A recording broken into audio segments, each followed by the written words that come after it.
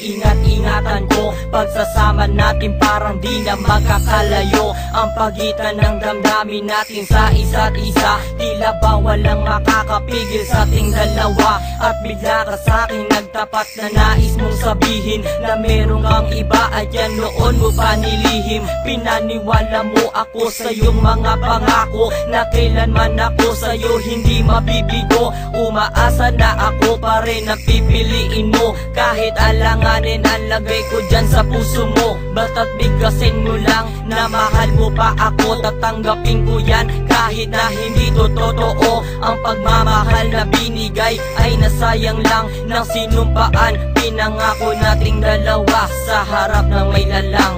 Ako ay lumuha dahil di ko kaya na limutin ka at iwan ka, dahil ikaw lang talaga. Ako'y nagmahal ng todo pero ako'y niloko. Sana ngayon ay mahalin at huwag mong lokohin please yung bago mo.